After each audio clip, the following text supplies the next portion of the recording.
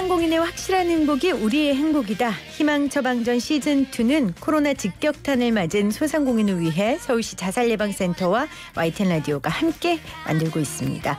오늘 희망 처방전을 써주실 분은 현장에서 직접 소상공인들의 목소리를 듣는 분이에요. 2차 방역 지원금, 온라인 플랫폼 공정화법, 그리고 지역화폐까지 여러 이슈에 관한 소상공인의 목소리를 전해주실 건데요. 한국중소상인 자영업자 총연합회 이성원 사무총장 나오셨습니다. 총장님 어서 오세요. 안녕하세요. 한국중소상인 자영업자 총연합회, 중소상인분들과 자영업자들이 같이 있는 곳 같은데 어떤 곳입니까? 예, 자영업 역사에 있어서 한 10년 전쯤이 굉장히 획기적인 전환이 있던 시점입니다. 네. 많은 분들이 기억하실 텐데 그때 어떤 사건이 터졌냐면 남양유업 욕설 파문이 터졌습니다. 아, 기억합니다. 그래서 이 대기업 본사와 대리점을 하고 네. 계신 자영업자들의 이 불공정한 계약 관계가 세상에 드러났고 그때 또 편의점주 분들도 굉장히 많이 자살을 하셨어요. 그러다 보니까 더 이상 보호받지 못하는 우리 스스로를 우리가 힘을 모아서 지키자 해서 만들었던 게 저희 전신 단체였고요. 지금들까지 그렇게 사회적 약자인 자영업자들이 스스로의 권리를 찾기 위해 활동하고 있는 게 저희 단체입니다. 그렇군요. 몇 분 정도 함께하고 계십니까? 저희가 좀 업종별로 모여있긴 한데요. 회원사로 따지면 한 저희가 3만 명에서 5만 명 정도로 저희도 파악하고 있습니다. 우리나라 자영업 비율이 굉장히 많잖아요. 높지 많습니다. 않아요. 어느 정도로 파악하고 계세요? 전체 자영업자로 따지면 지금 통계상으로는 한 600만 명에서 650만 명이 있는데 네네. 이 자영업자들을 보면 또 저희가 무시할 수 없는 게 무급 가족 종사원이 있습니다. 그렇죠. 예, 그러니까 급여를 받진 않으시지만 같이 운영을 그렇죠. 하시는 가족들까지 따지면 그 숫자는 또 기하급수적으로 그렇죠. 늘어날 것 같습니다. 굉장히 많은 분들인데 아까 사회적 약자라고 표현하셨어요. 10년 전에 저도 그 사건 기억하고 그 사건을 계기로 이제는 우리가 우리의 목소리를 좀 내보자. 어떻게 보면 굉장히 껴있는 분들이 아닐까 싶어요. 소비자들한테 때로는 또 어려운 일도 당하시고 또 대기업이나 이제 위에 함께 일하는 본사 와 함께 또 어려움을 겪기도 하시고 그래서 만들어진 단체가 한국중소상인 자영업자 총연합회입니다. 아, 많이 힘드시죠? 요즘에. 아유, 너무 힘듭니다. 아유, 진짜. 네. 예. 뭐라고들 하세요? 뭐가 제일 힘드시다 그러세요? 벌써 저희가 코로나가 대한민국에 첫 번째 확진자가 나온 게 2년 전 2월 달이거든요. 그러니까 만 2년을 넘었는데 3년 차예요. 예, 3년 차인데 아무래도 대한민국은 굉장히 공격적인 사회적 거리두기를 시행했잖아요. 현장에서 여전히 가장 힘든 것은 장사할 시간이 부족하다는 겁니다. 그리고 K방역이 그 성과를 저희도 부정하고 싶지는 않아요. 하지만 그 사회적 거리두기로 인한 이런 방역의 효과는 사실은 확진자 수를 줄이는 데 굉장히 중점을 뒀거든요. 근데 이 오미크론은 사실상 확진자 수를 줄이는 게 지금 불가능한 상태입니다. 네, 이제 위중증 환자 맞습니다. 관리가 종점이죠. 그래서 이제 국민들의 건강 중요하기 때문에 최대한 사망자를 줄이고 사망자로 가지 않도록 정부에서도 네. 관리를 해야 되는데 여전히 그 방법은 사회적 거리두기, 그러니까 저희와 같은 자영업자들을 좀 제한하고 있단 말이에요. 그래서 영업시간을 좀 풀어달라. 이미 국민들은 자발적으로 시내에 나가보시면 지금은 그렇게까지 많이 이전처럼 모이질 않으시거든요. 네. 국민들이 알아서 확진자 수에 따라 조절을 하시기 때문에 국민들을 믿고 영업시간 제한은 좀 완화해달라는 요청이 제일 많으십니다. 그렇군요. 그러다 보니까 정부에서도 여러 가지 고민들은 하고 있는데 이게 생각처럼 사실 조이기가 한번 조이고 나면 이게 풀기가 또 쉽지 않잖아요. 그래서 자영업자분들이 계속해서 좀 어려운 시간을 보내고 계신데 지금 소상공인 방역지원금이 2차까지 지급됐죠? 1인당 300만 원이고 이게 1차보다 3배 오른 금액인데 이게 3배라고 하면 되게 많은 것 같은데 300만 원이에요. 현장 반응은 어떻습니까? 조금 나뉘고 있는데요. 네. 전반적으로는 환영하는 분위기이긴 합니다. 왜냐하면 이 300만 원이라는 금액이 사실은 적다면 굉장히 적고 크다면 또 큰 금액인데 이 지방으로 내려갈수록 쪽 임대료가 굉장히 저렴한 지방 그렇죠. 같은 경우에는 이게 몇 달치 월세에 해당하기 때문에 굉장히 만족하시는 분들도 계시고 또 이번에는 기존에 이제 못 받던 분들이 많이 포함이 돼서 그분들한테도 굉장히 좋은 혜택이긴 하지만 이제 역시 문제는 집중적으로 피해를 본 업종들 있잖아요. 정부의 행정명령에 의해서 아예 영업을 못 하시거나 영업시간 제한을 받았던 업종들한테는 특히 수도권 지역에 있는 분들한테는 이게 정말 한 달 월세도 안 되기 때문에 네. 여전히 부족하다고 느끼고 계시고 다행히 이제 손실보상금도 지급되긴 하는데 네. 어서 빨리 정치권이 좀 합의를 봐서 이 피해 보상과 손실 보상 금액을 좀 현실적으로 늘렸으면 하는 바람이 많으십니다. 지금 피해 보상과 손실 보상 두 트랙으로 소상공인들을 지원하고 있고요. 지금 손실 보상 같은 경우에는 약 90만 명 정도, 식당 카페뿐만 아니라 이제 정말 코로나로 뭐 직격탄을 맞은 업체들, 결혼식장 예를 들면 뭐 이런 업체들도 손실보상 대상에 새롭게 추가가 됐습니다. 그래서 한국 중소상인 자영업자 총연합회에서 지푸라기 상담센터를 운영하고 계세요. 지푸라기 상담센터 설명 안 하셔도 너무 잘 알 것 같아서 마음이 예. 아픈데 어떤 일 하고 계세요 여기서?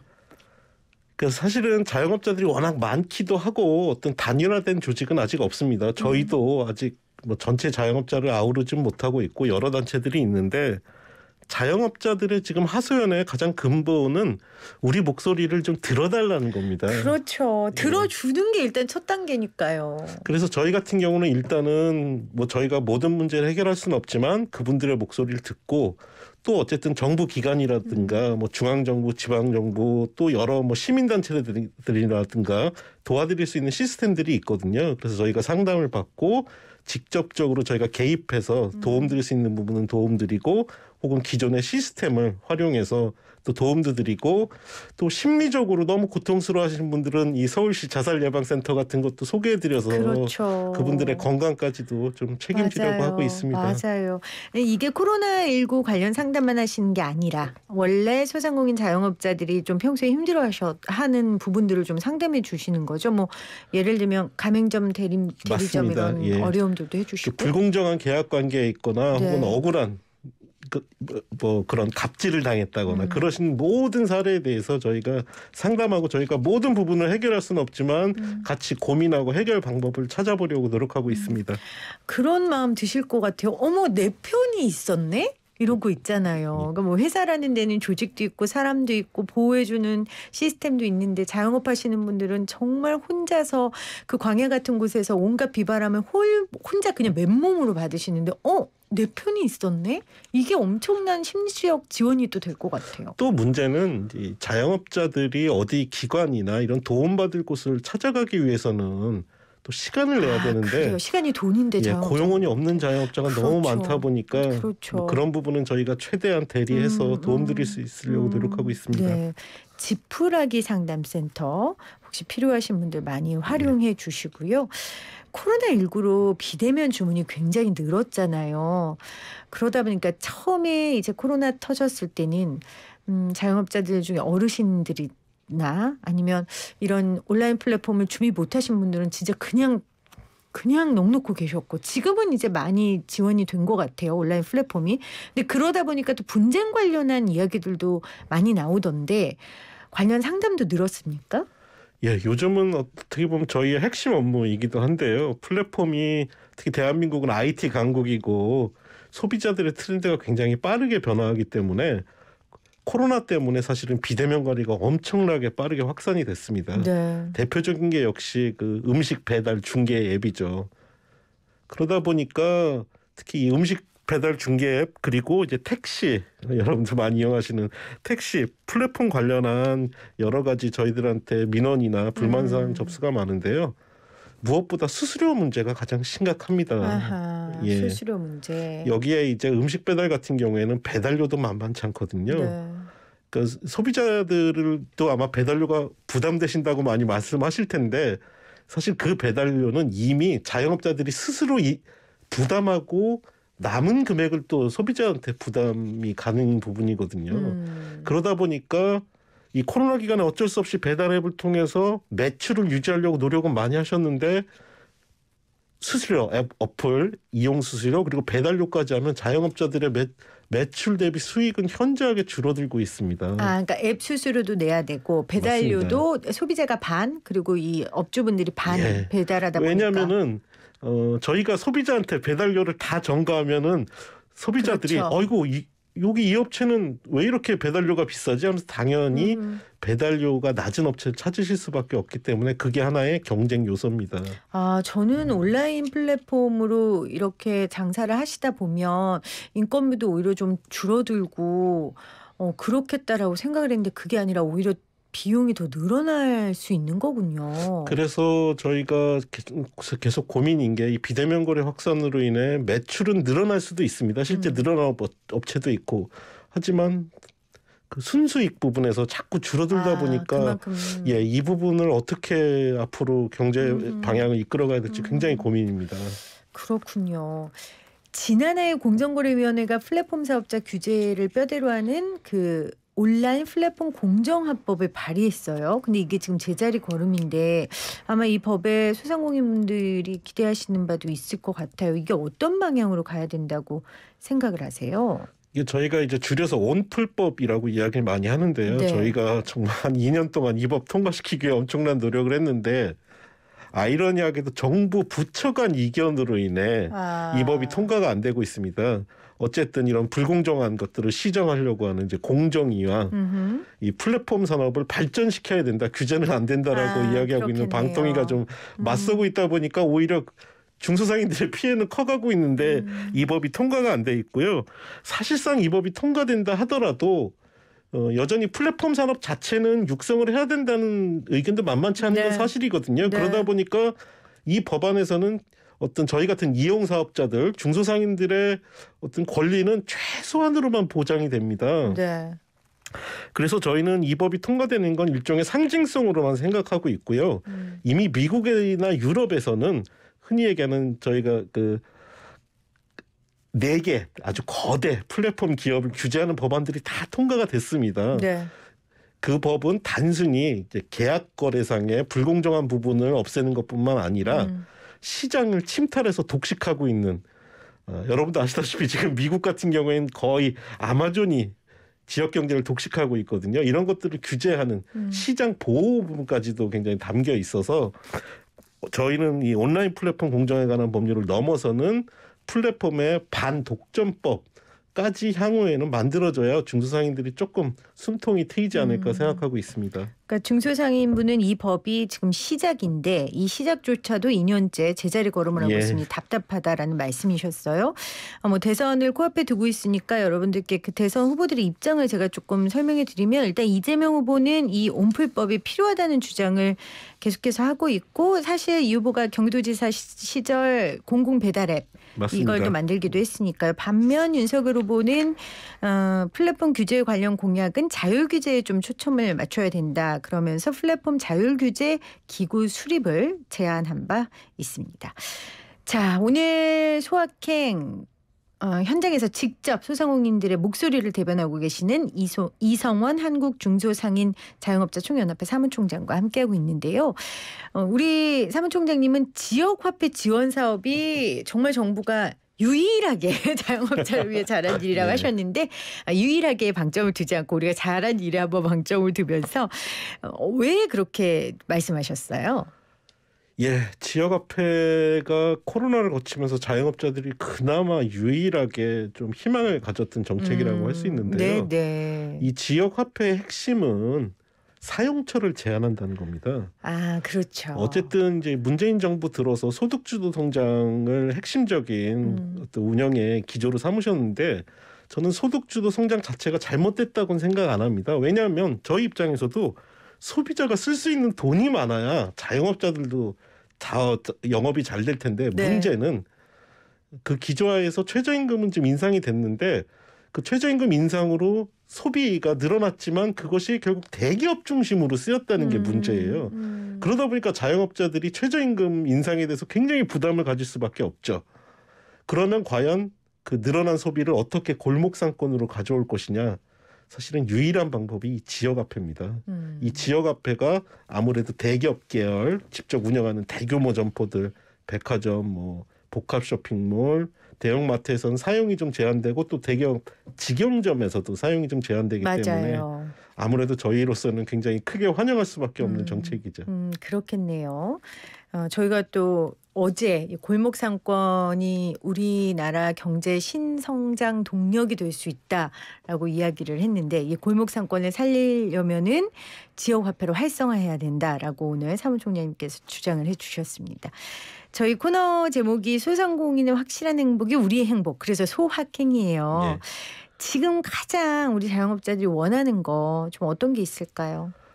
아무래도 역시 코로나로 인해 너무 고통이 크기 때문에 그간 어떤 사회적 거리두기로 인한 피해 또 사각지대까지 다 포함해서 제대로 된 손실 보상이나 피해 지원으로 다시 예전으로 좀 돌아가고 싶다는 게 뭐 가장 핵심인 것 같고요. 여기에는 좀 세 가지로 구체적으로 나누자면 첫 번째는 아까 말씀드린 직접적인 피해 지원, 두 번째는 금융 지원 정책도 필요합니다. 중요하죠. 이미 대출을 너무 많이 받았기 때문에 네. 조금 저리에 아주 장기 분할할 수 있는 상품 같은 것도 필요하고 이미 신용이 너무 하락한 분들도 많기 때문에 그분들을 위한 신용 회복 혹은 재기까지 필요한 부분들은 좀 해결해 주시는 전반적인 금융 대책이 필요하고요. 마지막은 지금 그것들이 된다고 해서 자영업자들이 다시 예전처럼 넉넉해지는 건 아니거든요. 물론 예전에도 넉넉했던 건 아니지만 그래서 이제 확진자가 조금 하락세로 접어들면 어떻게 다시 골목상권에 소비자들을 불러올 수 있을 것인가. 이런 정책까지 소비 활성화 정책까지 세 가지가 패키지로 반드시 병행되어야 될 것 같습니다. 직접적인 피해 지원 그리고 금융 지원. 금융 지원에 대해서는 저도 며칠 전에 오프닝 통해서 강조한 바 있는데 사실 은행들이 작년에 최대 실적 내고 뭐 배당금 잔치하고 이랬거든요. 근데 그 돈이 어디서 났겠어요. 그러게요. 저희는 그 뉴스를 보면서 굉장히 그러셨을 씁쓸해했습니다. 것 같아요. 예. 상황이 어려우니까 대출 받아야 돼서 대출 받으셨을 테고 그 실적이 곧 자영업자나 소상공인들에게는 대출인데 저도 그거 보면서 참 씁쓸했거든요. 그래서 금융 지원 필요하다는 말씀하셨고 소비자 활성화 정책까지 좀 마련해 주셨으면 하셨습니다. 이 방송 많은 자영업자들 소상공인분들이 들으세요. 우리 사무총장님이 그분들께 힘내라고 한번 이야기해 주시면 정말 도움이 될 것 같아요. 예, 2년간 정말 꿋꿋이 버텨왔습니다. 이미 너무 안타깝게도 극단적인 선택을 하신 분들도 계시고 지금 폐업을 고민하시는 분들도 많으실 것 같습니다. 또 폐업을 하고 싶어도 못하시는 분들도 많으시고 근데 죄송하게도 저희가 드릴 수 있는 말씀은 힘내시라는 이야기랑 혹시 정말 심적인 고통 혹은 정말로 어떤 제도에 의해서 피해를 보거나 계약상의 불이익을 겪고 계신 분들은 언제든지 저희한테 연락을 주시면 저희가 정말 성심성의껏 도움드릴 수 있는 시스템을 활용해서 도움을 드리거나 혹은 필요하면 저희가 길거리에서 같이 갑들을 향해 싸워드리기도 합니다. 지금 이 시간에도 사실은 저희가 다른 장소에서 기자회견을 하고 있는데요. 그렇군요. 또 이런 자살예방센터 같은 좋은 기관이 있기 때문에 그런 힘든 문제들 같이 공유하시고 저희랑 이야기 나눠주시면 좋을 것 같습니다. 정말 힘내십시오. 함께 거리에서 싸워주겠다. 그 말이 정말 큰 위로가 됩니다. 우리 사무총장님이 여러 번 강조해 주셨는데요. 여러분들 버티시고요. 도저히 버티기 힘들다 하실 때 도움을 요청하세요. 서울시 자살예방센터 자살위기 상담 전화 1577-0199 1577-0199 힘들 때 전화하면 꼭 전화 받는 분이 계십니다. 여러분 통화하셔서 분명히 도와줄 방법이 있을 거예요. 통화하시고요. 서울시 한국 중소상인 자영업자 총연합회 여기는 어떻게 연락하면 돼요? 예, 그 인터넷으로 검색하시면 저희 전화번호가 나와 있고요. 네네. 예, 뭐 저희가 SNS도 있고 하니까 검색하셔서 언제든지 이메일을 주셔도 좋고 전화를 주셔도 좋고 뭐 SNS에 메시지를 주셔도 좋고 부담 없이 언제든지 연락 주시면 저희가 우리 센터장님부터 전문적으로 상담하시는 분들 또 시민사회에서도 많은 도움을 주시기 때문에 언제든지 도움 받으실 수 있습니다. 알겠습니다. 한국 중소상인 자영업자 총연합회 여러분 기억해 주시기 바랍니다. 마지막으로 또 이 방송을 듣는 분들에게 우리 골목상권 우리 자영업자분들이 하고 있는 가게 많이 좀 가달라고 말씀도 좀 해주세요. 많은 분들이 우리나라 자영업자가 너무 많지 않느냐 말씀하시는데 그것도 사실입니다. 근데 다만 생각해보면 우리 청년 혹은 경력 단절되신 분들 혹은 나이가 연세가 좀 있으신 분들 이런 분들 하실 수 있는 일자리가 지금 또 자영업자밖에 없습니다. 그러니까 자영업자가 대한민국에서 차지하고 있는 비율은 그만큼의 또 일자리를 만들어내고 있다는 거거든요.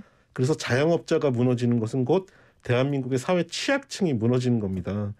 그래서 우리 자영업자들을 위해서 골목 상권에서 많은 소비, 조금 불편하시지만 우리 사회를 위해 좀 더 정의로운 소비, 건전한 소비 요청드리고 싶습니다. 네. 그래서 이 코너의 제목이 소상공인의 확실한 행복이 우리의 행복이다. 맞습니다. 말씀하신 것처럼 소상공인이 살아야, 골목 상권이 살아야 저도 삽니다. 거기에 대해서 저도 100% 동의하고 여러분들도 함께 동의하는 마음으로 길거리에 있는 우리 가게들 많이 가주시기를 바랍니다. 함께해 주신 사무총장님 고맙습니다. 감사합니다.